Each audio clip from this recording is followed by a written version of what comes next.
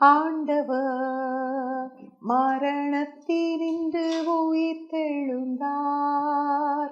கால்கள் யாவும் முடங்கும், நாவு அறிக்கை செய்யும், இந்த இயேசுவே ஆண்டவர்.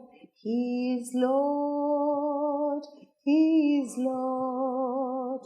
He has risen from the dead and He is Lord.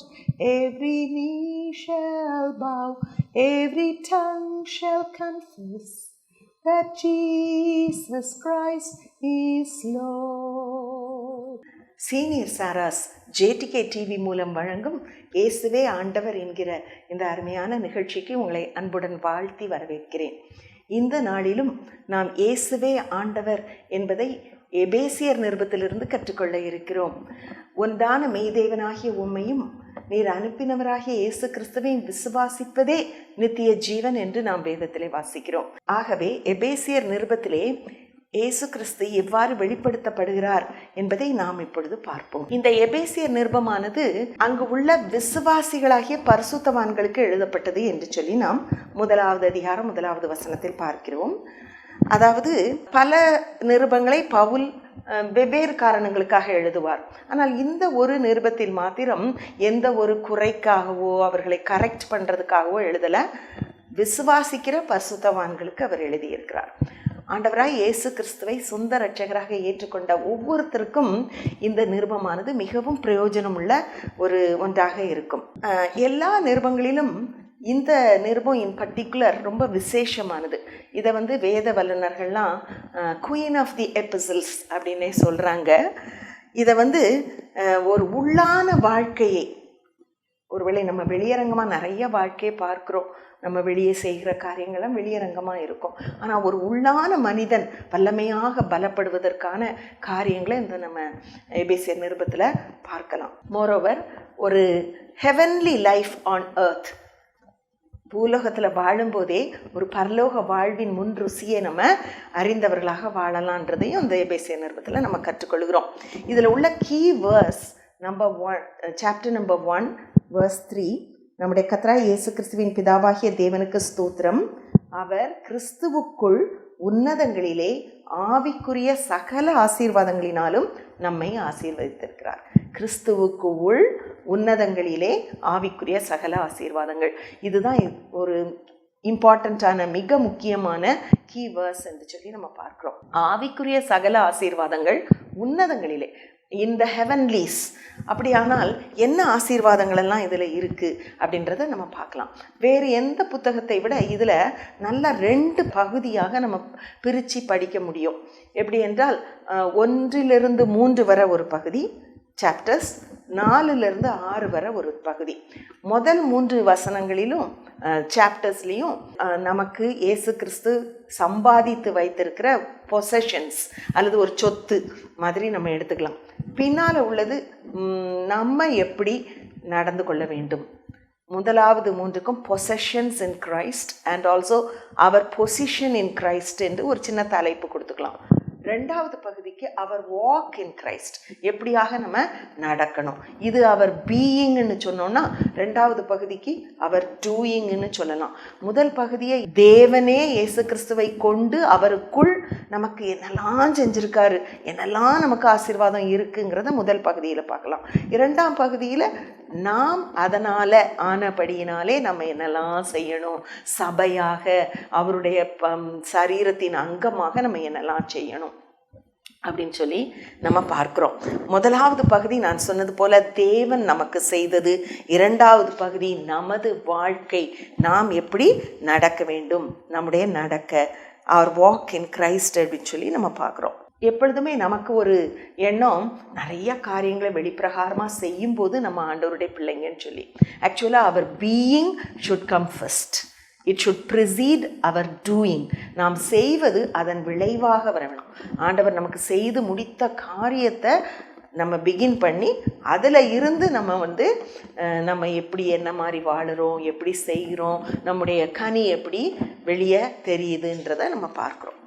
சரி, இப்பொழுது முதலாவது சாப்டரில் நம்ம பொசஷன்ஸ் இன் கிரைஸ்ட் என்று நான் சொன்னேன்ல, என்னெல்லாம் நமக்கு அவர் சம்பாதித்து வைத்திருக்கிறார். நீங்கள் பார்த்தீங்கன்னா இன் கிரைஸ்ட், இயேசு கிறிஸ்துவுக்கு உள், இயேசு கிறிஸ்துவுக்கு உள், அவருக்குள், பிரியமானவருக்குள் அப்படின்னு சொல்லி நிறையா வர்றதை நீங்கள் பார்ப்பீங்க. ஃபர்ஸ்ட் சாப்டர்லேயே நிறையா இருக்கும், பட் த்ரூ அவுட் த எபிசல் நிறையா நீங்கள் உள் அப்படின்ற உள்ளான ஆசீர்வாதங்களை நீங்கள் பார்ப்பீங்க. எல்லா ஆசீர்வாதங்களையும் இயேசு கிறிஸ்து நமக்காக சிலுவையில் சம்பாதித்து வைத்தார். இயேசுவே ஆண்டவர்ன்ட்டு இந்த நிகழ்ச்சியை நம்ம இப்போ படிச்சுக்கிட்டு இருக்கோம். அப்படின்னா இந்த இயேசு கிறிஸ்து எப்படி அந்த ஆண்டவரானார், எப்படி அவர் மூலமாக தேவன் நம்ம எல்லாரையும் ஆசீர்வச்சிருக்காரு அப்படின்னு நம்ம பார்த்தோன்னா, நல்ல ஸ்பிரிச்சுவல், உன்னதத்துக்குரிய சகல ஆசீர்வாதங்களினாலும் நம்மை ஆசீர்வதித்துக்கிறார் நான் சொன்னேன்ல.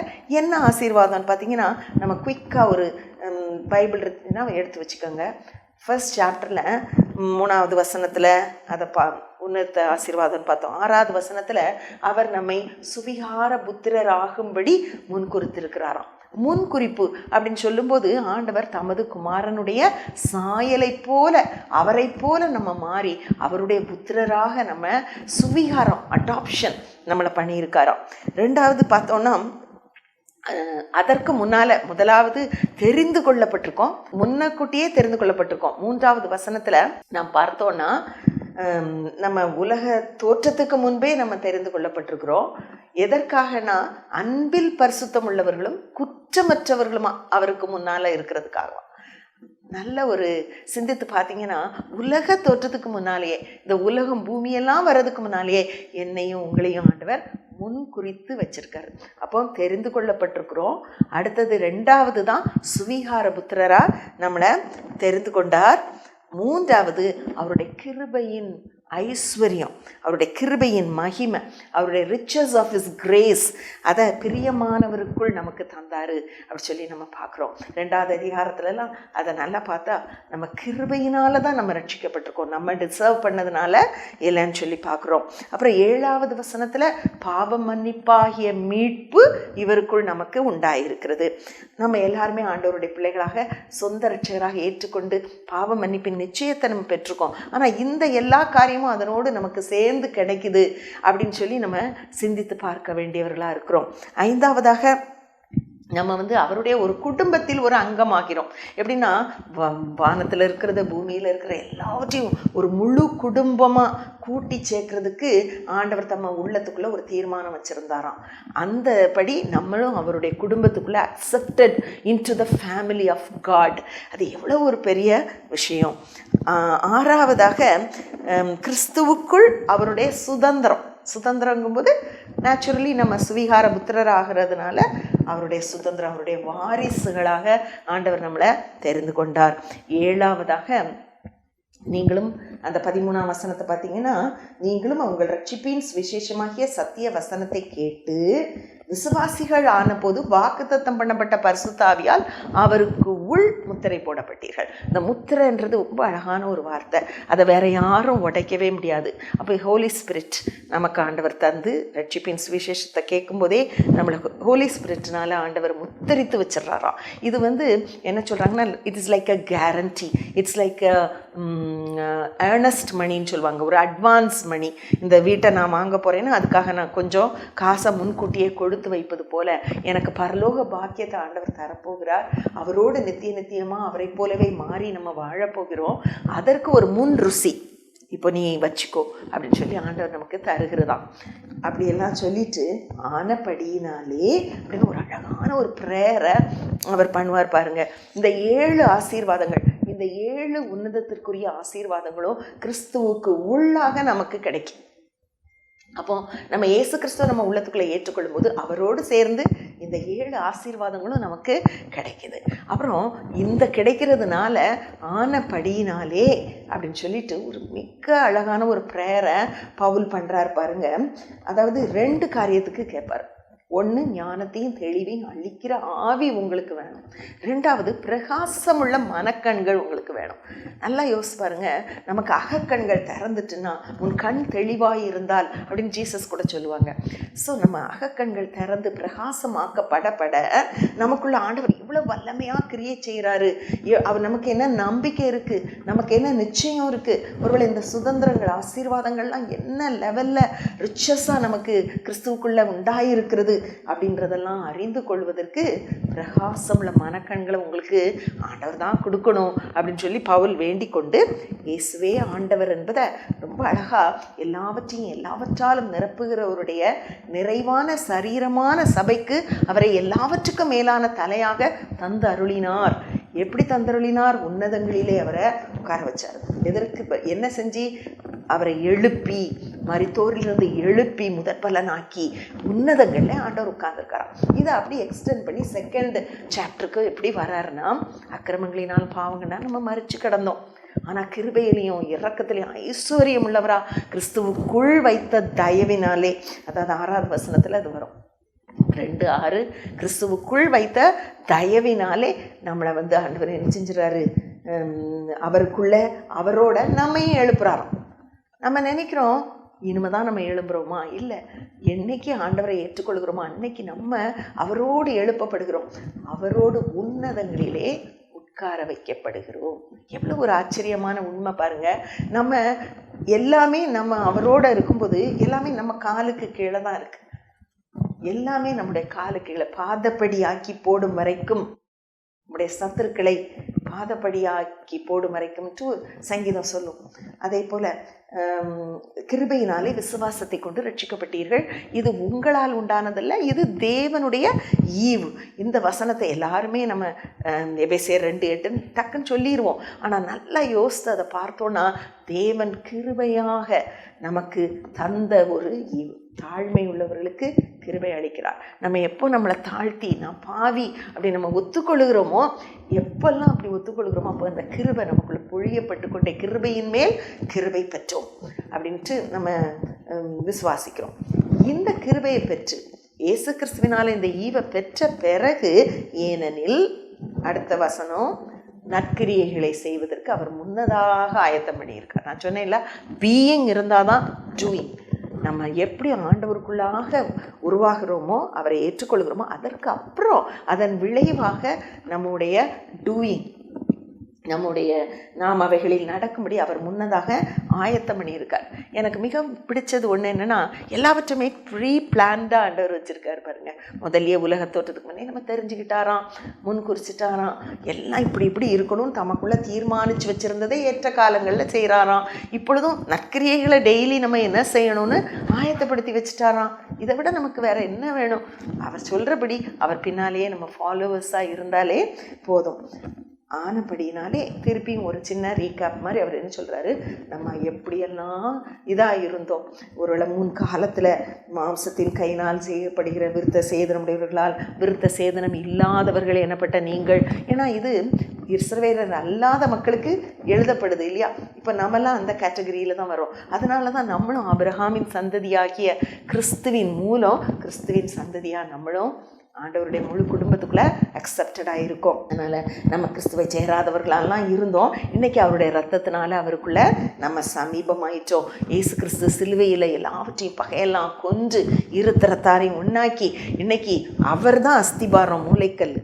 நம்ம அவர் மேலே இசைவாய் இணைக்கப்பட்டு மாளிகையாக, ஒரு வீடாக, ஒரு ஆலயம் போல கூட்டி கட்டப்பட்டு வருகிறோம் அப்படின்னு சொல்லி பவுல் அந்த பியூட்டிஃபுல்லாக அந்த அனாலஜியை கொண்டு வந்து 2வது சாப்டர் முடிக்கிறாரு. 3வது சாப்டரில் எப்படி இந்த ரகசியம் அவருக்கு வெளிப்படுத்தப்பட்டுச்சு, எப்படி அவர் அந்த புரஜாதிகளுக்கு சுவிசேஷத்தை அறிவிக்கவும், அவங்களும் இந்த உடன் பங்காளிகள், உடன் சுதந்திரர், அதாவது நம்ம எல்லாரும் எப்படி இஸ்ரவேலரோடு சேர்ந்து இணைக்கப்பட்டு ஆசீர்வாதங்களை சுதந்திரிக்கிறோன்ற அந்த மிஸ்ட்ரி, அந்த ரகசியத்தை சொல்கிறதுக்கு தெரிந்து கொள்ளப்பட்டவர்ன்றதை அழகாக சொல்லிட்டு அவர் ஒரு வசனம் சொல்லுவார், அவரை பற்றும் விசுவாசத்தால் அவருக்குள் நமக்கு தைரியமும் திட நம்பிக்கையோட தேவனிடத்தில் சேரும் ஸ்லாக்கியமும் உண்டாயிருக்கிறது. ஒரு ஜிஸ்டாக அதில் சொல்லிட்டு திருப்பி ஒரு பியூட்டிஃபுல்லாக இன்னொரு ப்ரேயர், எபேசியர் நிருபம்னாலே இந்த 2 ப்ரேயர்ஸ். முதல் ப்ரேயர் ஆண்டவருடைய உயிர்த்தெழுந்த வல்லமையை நம்ம உணர்ந்துக்கிடணும், என்னெல்லாம் அவர் நமக்காக செஞ்சார். 2வது ப்ரேயர் நம்ம எப்படி ஆண்டவருடைய அந்த இதை உணர்ந்துக்கிடணும்னு சொல்லுவார். இந்த 2வது ப்ரேயர் உள்ளான மனுஷனில் நம்ம வல்லமையாக பலப்பட்டு தேவனுடைய சகல பரிசுத்தவான்களோடு இணைந்து அவருக்குள்ளே எப்படி நம்ம வேரூன்றி, அன்பிலே வேரூன்றி தேவனை பற்றி அறிகிற அறிவில் நம்ம வளரணும். கிறிஸ்துவின் அன்பின் அகலம், நீளம், ஆழம், உயரம், இதை எல்லாவற்றையும் மற்றவர்களோடு சேர்ந்து நம்ம உணர்ந்து அனுபவிக்கணும். அதற்கு கடவுள் உங்களுக்கு அனுக்கிரகம் பண்ணணும் அப்படி சொல்லி ரொம்ப அழகாக இந்த 2வது ப்ரேயரை பவுல் முடிப்பார் பாருங்க. அதற்கப்புறம் திருப்பி ஒரு அழகான வசனம், இது எல்லாருமே நீங்கள் மனதில் இருத்தி கொள்ள வேண்டிய ஒரு வாக்குத்தத்த வசனம்.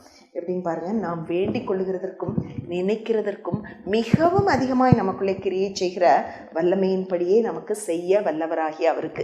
எத்தனை சூப்பர்லேட்டிவ்ஸ் இருக்குது பாருங்கள். நம்ம நினைக்கிறத விட அதிகமாக ஆண்டவர் நமக்காக செய்வார். அவருக்கே துதிகானம் எல்லாம் உண்டாவதாக தலைமுறை தலைமுறையான்னு சொல்லி ஒரு இதை ஆமேன்னு சொல்லி ஒரு பகுதியை முடிக்கிறார். Number 1 to 3 chapters. இப்போ 4வது சாப்டர்லேருந்து நிறைய கமாண்ட்மெண்ட்ஸ் வரும். ஆனால் அது ஆரம்பமே உள்ளான காரியங்களை குறித்து முதல்ல சொல்கிறார். பின்னால் 4வது சாப்டர் எண்டில் நம்ம என்னெல்லாம் வெளிப்படையாக பேசுகிறது, நடந்து கொள்வது அதை சொல்லுவார். ஆனால் ஆரம்பம் உள்ளான மனத்தாழ்மையை தான் அவர் ஃபஸ்ட்டு ஸ்ட்ரெஸ் பண்ணுவார்.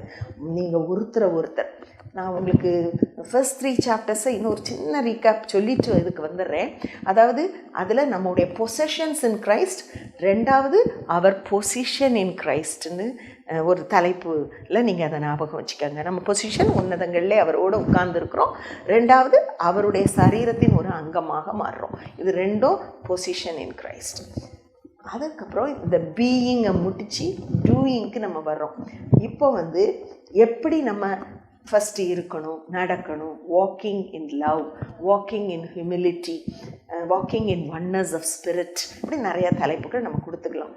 மனத்தாழ்மையும் சாந்தமும் நீடிய பொறுமையும் உடையவர்களாய் அன்பினால் ஒருவரை ஒருவர் தாங்கி, இந்த தாங்கின்ற வசனம் இங்கிலீஷில் அழகாக பியரிங், அதாவது making allowances for others faults, accepting others as they are அப்படின்னு சொல்லி ஒரு பக்தன் சொல்கிறாங்க. அதாவது நம்ம அலவன்சஸ் கொடுக்குறோம். நம்ம ரொம்ப உண்மையாக அன்பு கூறுறவங்கள நம்ம ரொம்ப ஃபால்ட் ஃபைண்டிங்காக இருக்க மாட்டோம்ல. என் பிள்ளை தானே, சரி இன்னைக்கு செய்கிறான், நாளைக்கு ஒன்றும் இல்லை அப்படி நம்ம எடுத்துக்குவோம். அதே போல் 1 கொரிந்தியர் 13 கூட love doesn't keep record of wrongs, அப்படி நம்ம ரெக்கார்ட் பண்ணி லிஸ்ட் பண்ணி வைக்க மாட்டோம் உண்மையான அன்பு இருக்கிறவங்ககிட்ட. ஸோ அதே போல் கிறிஸ்து நம்மளை மீட்டுக்கொண்டார். இப்போ நம்ம கூட இருக்கிற சக விசுவாசிகள்கிட்ட எப்படி நம்ம பழகணும் அப்படின்றத ரொம்ப பியூட்டிஃபுல்லாக இதில் கேப்சர் பண்ணியிருக்காரு. எப்படின்னா, நம்ம ஆவியின் ஒருமையை சமாதான கட்டினால், ஒரு பெல்ட் மாதிரி சமாதான கட்டினால் காத்துக்கொள்வதற்கு ஜாக்கிரதையாக இருக்கணும். இதற்கு நம்ம அலர்ட்டாக இருக்கணும். அதற்கு உள்ளான சில வேர்ச்சுஸ், அதாவது மனத்தாழ்மை, சாந்தம், நீடிய பொறுமை, அன்பினால் ஒருவரை ஒருவர் மன்னித்து ஏற்றுக்கொள்வது, தாங்குவது. இதற்கு அவர் அழகாக சொல்லிட்டே போகிறார், ஒரே கர்த்தர். ஏன்னா நமக்கு ஒரே கர்த்தர், ஒரே காரியங்கள் இருக்குது. கிறிஸ்துவின் ஈவும் ஒவ்வொருத்தருக்கும் ஒவ்வொரு மாதிரி பகிர்ந்து அளிக்கப்பட்டிருக்கு. அதற்கப்புறம் அந்த சரீரம், அவர் பொசிஷன் இந்த பாடி ஆஃப் கிரைஸ்ட்ன்னு நான் லைட்டாக சொன்னேன்ல, அந்த இதை ரொம்ப அழகாக அந்த அனாலஜியில் இதில் விளக்குகிறத நம்ம பார்க்குறோம். அதில் நம்ம சரீரம் முழுவதும் அதற்கு உதவியாக இருக்கிற சகல கணுக்களினாலும் இசைவாய் கூட்டி இணைக்கப்பட்டு, இந்த ஜாயின்ஸை வச்சு ஒவ்வொரு போனும் இணைக்கப்பட்டிருக்கு. லைஃப் ஆஃப் கிரைஸ்ட் நமக்குள்ளே இருக்கிறதுனாலையும், அவர் நம்முடைய ஹெட்டாக இருக்கிறதுனாலையும் இந்த சரீரத்துக்குள்ளே நம்ம எல்லாரும் வெவ்வேறு பொசிஷனாக இருக்கோம். நமக்கு ஒவ்வொருத்தருக்கும் ஒவ்வொரு மாதிரி ஈவு, ஒருத்தரை மாதிரி இன்னொருத்தர் கிடையாது. அதுக்காக தான் அவர் சொல்கிறார், அந்த ஹையரார்க்கியா முதல்ல அப்போஸ்தலர், பிறகு தீர்க்கதரிசிகள், சுவிசேஷர், மேய்ப்பர்கள், போதகர், இன்னும் சக விசுவாசிகள். நம்ம குழந்தைகளைப் போல இல்லாமல் நம்ம அவருக்குள்ளே வளரணும், நம்ம சத்தியத்தை கை கொள்ளணும். தலையாகிய கிறிஸ்துவுக்குள்ளே நம்ம எல்லாவற்றிலும் வளருகிறவர்களாக இருக்கப்படி ஆண்டவர் அப்படி வச்சிருக்காரு. இன்னொரு நிருபத்திலலாம் சொல்லுவார், எல்லாரும் கண்ணாக இருக்க முடியாது, எல்லாரும் வாயாக இருக்க முடியாது. ஆக்சுவலாக இன்ஃபேக்ட் உள்ளே இருக்கிற ஹார்ட்டும் நம்முடைய லங்ஸும் கிட்னி இந்த மாதிரிப்பட்டது தான் ரொம்ப இம்பார்ட்டண்ட் ஆர்கன்ஸ், அது வெளியே தெரியாது. ஸோ நம்ம எந்த நிலைமையில் இருக்கோமோ அந்த நிலைமையில் ஆண்டவருடைய வேலை செய்கிறோம். நல்ல இந்த சரீரம்னு பார்க்கும்போது ஒரு கைக்கு ஒரு குறைன்னா அல்லது ஒரு பலவீனம்னா அந்த அடுத்த கை அதை அரவணைக்கும், தடவும், அதை ஏற்றுக்கொள்ளும், இந்த கையை வேலையே செய்ய விடாது. அந்த அளவுக்கு ஒருவரை ஒருவர் கனம் பண்ண முந்தி கொள்ளுங்கள். ஒருவருக்கு ஒருவர் ரெஸ்பெக்ட்ஃபுல்லாக டிக்னிஃபைடாக அடுத்த ஆளை ஒரு இதால் டிக்னிட்டி நம்ம அடுத்தவங்களை நடத்துறதுக்கு ஆண்டவர் இந்த இடத்துல எதிர்பார்க்கிறார். அதுலேயும் ஒரு சின்ன ஃப்ளாஷ்பேக், நீங்கள் எப்படி புத்தியில் அந்தகாரப்பட்டு ஒரு காலத்தில் இருந்தீங்க, இருதய கடினமாக இருந்தீங்க, அறியாமையினால் இருந்தீங்க, உணர்வு இல்லாதவர்களாக இருந்தீங்க அப்படிலாம் சொல்லிட்டு நீங்களோ இவ்விதமாய் கிறிஸ்துவை கற்றுக்கொள்ளவில்லை. இதில் ஒரு அழகான ஃபேக்டர் இருக்குது. என்னென்னா, கிறிஸ்துவை கற்றுக்கொள்ள வேண்டியது இருக்குது. நம்ம பாடங்களை கற்றுக்கொள்ளலாம், ஈஸியாக நீடிய பொறுமையாக எப்படி இருக்கிறது, பொறாமைப்படாமல் எப்படி இருக்கிறது, அந்த மாதிரி இல்லை. கிறிஸ்துவையே கற்றுக்கொள்ளுங்கள் அப்படின்னு சொல்கிறார். அந்த ஆங்கிளில் நீங்கள் யோசிச்சு பாருங்களேன். கிறிஸ்துவை கற்றுக்கொள்ள வேண்டும், அவரையே நோக்கி பார்க்க வேண்டும், அவரை நோக்கி அவர் கொடுத்துருக்கிற நல்ல மாதிரியை நம்ம பின்பற்றணும். பழைய ஏற்பாட்டில் ஒரு வேளை கிறிஸ்துன்ற மாதிரி நமக்கு கிடையாது. இப்போ ஒரு நல்ல ஹியூமன் பீயிங்காக அவர் வாழ்ந்து காட்டிட்டு போயிருக்காரு. ஸோ அவரை நம்ம கற்றுக்கொள்ள வேண்டும். இது ஒரு நாள் அனுபவம் அல்ல, டெய்லி அனுபவம். டெய்லி நம்ம அவரிடத்துலேருந்து ஏதாவது ஒரு சின்ன சின்ன காரியங்களிலே நம்ம கற்றுக்கொள்ளணும். சின்ன சின்ன டெஸ்ட்டு, ஒரு மல்டிபிள் சாய்ஸ் கொஸ்டின் மாதிரி நம்ம வைக்கும்போது அப்படி கிரெடிட் ஏறிக்கிட்டே போகிற மாதிரி நம்ம ஆண்டவரை போல் அவருடைய சாயலாக மாறுவதற்கு சின்ன சின்ன டெஸ்ட், ஒருவேளை பொறுமையாக இருக்கிறதற்கோ, சாந்தமாக பதில் சொல்லுவதற்கோ, கோபப்படாமல் இருப்பதற்கோ, பிறரை மன்னிப்பதற்கோ, அதை கண்டு கொள்ளாமல் இருப்பதற்கோ, தேவனுக்கு மகிமையை செலுத்துவதற்கோ, என்னென்ன சிச்சுவேஷன்ஸ் லைஃப்பில் ஒவ்வொருத்தருக்கு வருதோ அந்த சூழ்நிலைகளில் எல்லாம் புதிய மனுஷனை தரிச்சுக்கிட்டுறதுனால நம்ம அவரை போல மாற அவர் அழைக்கிறார். இதைத்தான் ஆண்டவர் சொல்லுவார் மத்தேயு 11:28, அந்த வருத்தப்பட்டு பாரம் சுமக்கிற எல்லாரும் என்கிட்ட வாங்க, என்கிட்ட கற்றுக்கொள்ளுங்கள், என் சாந்தமும் மனத்தாழ்மையாக இருக்கிறேன், என் நுகத்தை ஏற்றுக்கொண்டு கற்றுக்கொள்ளுங்கள். ஸோ ஆண்டவர் இடத்துல நம்ம கற்றுக்கொள்ள இந்த இடத்துல அழைக்கப்படுறோம். அவராலே நீங்கள் போதிக்கப்பட்டீர்களே, அதனால் நீங்கள் முந்தின நடக்கைக்குரிய மாதிரி இருக்காதீங்க, பழைய மனுஷனை களைஞ்சி போடுங்க, புதிய மனுஷனை தரிச்சுக்கிடுங்க. இப்போ தான் அந்த எக்ஸ்டர்னல் இதில் அது எப்படி வெளிப்படுதுன்னு சொல்கிறாரு. முதல்ல மனத்தாழ்மையில் ஆரம்பித்தார் இந்த சாப்டரை. இப்போ எக்ஸ்டர்னலில் பாருங்கள், அவர் கோபம் கொண்டாலும் நீங்கள் பாவம் செய்யக்கூடாது, எரிச்சல் தணியட்டும், சஸ்க்கு இடம் கூடாதீங்க, கசப்பை வச்சுக்கிடாதீங்க, கூக்குரலும் தூஷணமும் ஆண்டவருக்கு அதெல்லாம் பிடிக்காது, நீங்கள் ஒரு இடம் மன்னியுங்கள். அதை தொடர்ச்சியாக 5வது சாப்டரில் நீங்கள் தேவனை பின்பற்றுங்க, அன்பினால் அவரை பின்பற்றுங்க, கிறிஸ்து மன்னித்தது போல, அவர் உங்களை ஏற்றுக்கொண்டது போல, அன்பு கூர்ந்தது போல நீங்களும் அன்பில் நடந்து கொள்ளுங்க. ஒருவேளை பழைய ஏற்பாட்டு காலத்தில் நீங்கள் உங்களை நேசிக்கிறது போல பிறரை நேசிங்க.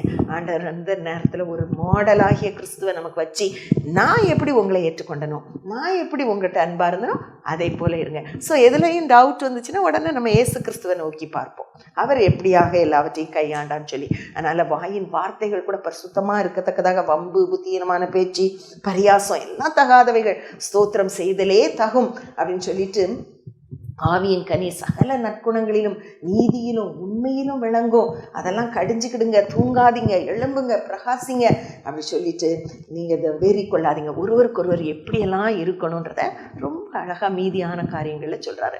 சங்கீதங்களினாலும் ஞான பாட்டுகளினாலும் ஒருவருக்கொருவர் போதித்து புத்தி சொல்லிக்கொள்ளுங்க, இருதயத்தில் பக்தியுடன் கர்த்தரை பாடிக்கிட்டு இருங்க, அதுக்கப்புறம் எப்பொழுதும் தேவனுக்கு ஸ்தோத்திரம் செலுத்திக்கிட்டே இருங்க, தெய்வ பயத்தோட ஒருவருக்கொருவர் கீழ்ப்படிங்க.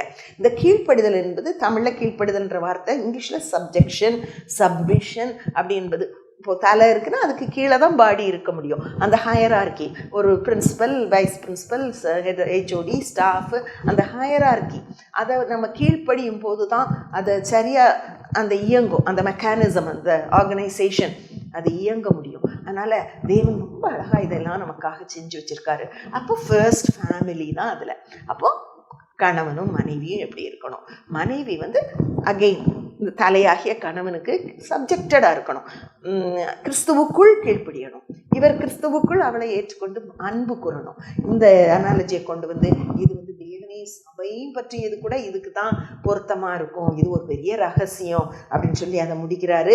அப்புறம் பிள்ளைங்களுக்கும் பெற்றோருக்கும் உள்ள உறவை அடுத்து சொல்கிறாரு. பெற்றோர் எஸ்பெஷலி பிள்ளைங்கிட்ட எப்படி கடிஞ்சிக்கிடக்கூடாது, சிக்ஷையிலும் போதனையிலும் வளர்க்கணும், ஆனால் கோபப்படுத்தக்கூடாது, அவங்களும் பெற்றோருக்கு கீழ்ப்படியணும். அடுத்தது சொசைட்டியில் போகும்போது வேலைக்காரர் எஜமான். ஒரு வேலைக்கார எஜமானோன்னு நம்ம வீட்டுக்குள்ளே வச்சுருக்கிற சர்வன்ஸு, கார்டனர்ஸ், அது மாத்திரம் இல்லை, அதை விட நம்ம எல்லாருமே one way or other serving somewhere.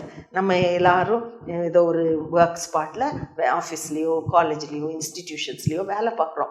அப்போது அவங்களுக்கு நம்ம எஜமான்களுக்கு கொடுக்குற மரியாதையை நம்ம கொடுப்போம். பார்வைக்கு ஊழியம் செய்யக்கூடாது. அதற்கப்புறம் தேவன் பார்க்குறாருன்னு சொல்லி அவருடைய சித்தத்தின்படி செய்யணும். கர்த்தரிடத்துல தான் அந்த பலன் கிடைக்கும்னு சொல்லி நம்ம வேலை பார்க்கணும். அதே போல் எஜமான்களும் கடுஞ்சொல்லை யூஸ் பண்ணாதீங்க. அவங்களுக்கு செய்யக்கூடியதை நீங்கள் செய்யுங்க. எல்லாருக்கும் எஜமான ஆண்டவர் என்பதை உணர்ந்தவர்களாக இருங்க. கடைசியாக, ரொம்ப அழகா கடைசியாக, எப்பவுமே கடைசியாக சொல்றதுக்கு ரொம்ப வேல்யூ கொடுப்போம் தெரியுமா? இது ஒரு முக்கியமான கருத்தை இதில் அவர் சொல்றாரு பாருங்க. தேவனுடைய சர்வாயுத வர்க்கத்தை தரித்து கொள்ளுங்கள். தேவனுடைய சர்வாயுத வர்க்கத்தை தரித்துக்கிட்டது. அப்போ அந்த 6 இதையும் அவர் கடகடன்று நான் சொல்றேன். சத்தியம் என்னும் கச்சை, நல்ல ஆண்டவருடைய சத்தியம் வசனம். அதுக்கப்புறம் பிரஸ்ட் பிளேட், அதாவது நீதி என்னும் மார்க்கவசம். அவருடைய பாதரட்சைகள் எப்பவும் ready to share the gospel. அதுக்கப்புறம் கேடகம் ஃபெய்த்து. அதுக்கப்புறம் பொல்லாங்கன் எய்கிற அக்னியாஸ்திரங்களெல்லாம் இடது கையை வச்சு அப்படி பிடிச்சி நம்ம என்ன செஞ்சுக்கலாம். அவன் சந்தேகமும் டிப்ரெஷனும் உங்களுக்கு கொண்டுரும்போது, டவுட்ஸ் கொண்டுரும்போது அதை நம்ம டிஸ்பெல் பண்ணி விட்டுறலாம். அதுக்கப்புறம் வலது கையில் தேவவசனமாகி ஆவியின் பட்டை. ஆண்டவர் சொன்னார் இல்லையா, பிசாசுக்கிட்ட எழுதி இருக்கிறதே. அப்படி நம்ம அவனை எதிர்த்து போராடுங்கள்னு சொல்லலை. ஹெல்மெட் ஆஃப் சால்வேஷனையும் நம்ம போட்டுக்கிட்டு போராடுங்கள்னு சொல்லலை. அவனுக்கு எதிர்த்து நெல்லுங்கள். இது ஒரு அழகான இது. இதை சொல்லும்போது தான் நான் கொஞ்சம் பின்னால் போய் நம்மளை வீற்றிருக்க வச்சார் உன்னதங்களில், நம்மளை அன்பிலே நடக்க வச்சாரு, 3ஆவதாக நிற்க வைக்கிறார். நம்ம வீற்றிருக்கிறார் அப்படிங்கும்போது sitting and walking and now standing. நம்ம நின்னா போதும், ஏன்னா எல்லாவற்றையும் அவர் செஞ்சு முடிச்சிட்டாரு இல்லையா.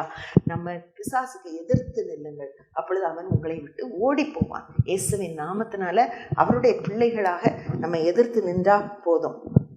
அதற்கப்புறம் எந்த சமயத்திலும் சகலவிதமான விண்ணப்பத்திலும் வேண்டுதலோடும் ஆவியோடு ஜெபம் பண்ணிக்கிட்டு, பரிசுத்தவான்களுக்காகவும் மற்றவர்களுக்காகவும் விண்ணப்பம் பண்ணிக்கிட்டு நீங்கள் விழித்து கொண்டிருங்கள். இந்த விழித்து கொண்டிருங்கள், இது பீயிங் அலர்ட். திருடன் வந்துடுவானா, யாரும் நம்மளை எதிர்த்து வர்றாங்களான்றத கொஞ்சம் கவனமாக நம்ம அலர்ட்டாக இருக்கிறது. தூங்கி நம்ம ஒரு உலகமாக நம்ம போயிடாமல், எங்கே இருந்தாலும் உலகத்துக்குள்ளே தான் நம்ம இருப்போம், ஆனாலும் எல்லா நேரத்திலும் காட் கான்ஷியஸாக ஆண்டவருடைய பிள்ளையாக நான் இருக்கிறேன்னா, மெயின்டைனிங் அ கிளியர் கான்ஷியன்ஸ், ஒரு குற்றமற்ற மனசாட்சியை உண்டு பண்ணிக்கொண்டு, இதற்கு நமக்கு ஹோலி ஸ்பிரிட் உதவி செய்கிறாரு. அனுதினமும் நம்மோடு அவர் வாக்கு பண்ணுறார், நம்மளோடு இருக்கிறார். அதனால் நம்மளால் முடியும். ஒரு சில காரியங்களை நம்ம ஷுவர் ஆக்கிக்கிடணும். என்னதில் ஷுவர் ஆக்கிக்கணும்? இத்தனை சொத்துக்கு நான் வாரிசு, அந்த 7 காரியம் நான் சொன்னேன் இல்லையா. Be sure of all that. நான் அவருடைய பிள்ளை அப்படின்ற கான்ஃபிடென்ஸ், ஆண்டவர் என்னை முழுசாக நேசிக்கிறார் அப்படின்றதுல ஷுவராக இருக்கணும். அப்புறம் அவர் கூட நான் சீட்டடாக இருக்கேன் ஹெவன்லீஸில். ஸோ எல்லாமே under his control, thereby under my control. அதுக்கப்புறம் நான் அவருடைய சரீரத்தில் ஒரு அங்கமாக இருக்கிறேன். அதனால் அவருக்குள்ளாக நான் இயங்கி நான் வளர்ந்து கொண்டே இருப்பேன். அதுக்கப்புறம் I will be sure of my enemy. அதுதான் அந்த லாஸ்ட் இதில் நான் ஒரு பாயிண்ட் சொல்லலை. அதாவது மாம்சத்தோடும் இரத்தத்தோடும் அல்ல, துரைத்தனங்களோடும் அதிகாரங்களோடும் வானமண்டலங்களில் பொல்லாத ஆவிகளையும் செய்யணும். ஸோ நம்முடைய ஃப்ளெஷ் அண்ட் பிளட்டில் நமக்கு எனிமீஸ் கிடையாது. மாம்சத்தோடும் ரத்தத்தோடும் அல்ல. நம்முடைய எனிமி சேட்டன் ஒன்லி. ஸோ நம்ம எல்லாத்தையும் யாரு கூடயாவது டேக் பண்ணி நினைக்கக்கூடாது. நமக்கு எனிமி, நம்மளை குற்றம் சாட்டி கொண்டே அவர் சமூகத்தில் நிற்கக்கூடியவன், பொய்யனும் பொய்க்கு பிதாவுமான எனிமி ஆகிய சேட்டனை நம்ம இனங்கண்டு கொள்ளணும். ஏதாவது ஒரு கோபமான சூழ்நிலை வருதா, அதில் சேட்டன் தான் கிரியேட் செய்கிறான்னு நினச்சிட்டோன்னா நம்ம அவனை தான் நம்ம மேற்கொள்ளணும். ஏன்னா நம்ம we are already seated in the heavenlies with God, with Christ.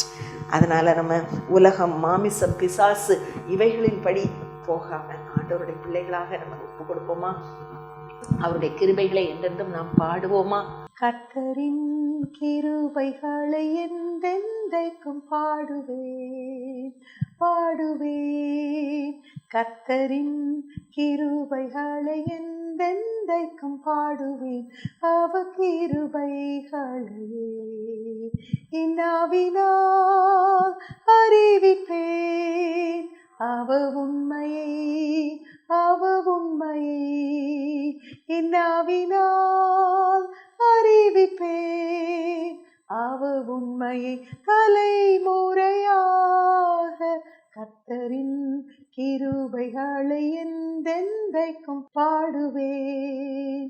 கர்த்தரின் கிருபைகளை என்றென்றைக்கும் பாடுவேன். அவர் கிருபைகளையே இன்னாவினால் அறிவிப்பேன். அவர் உண்மையை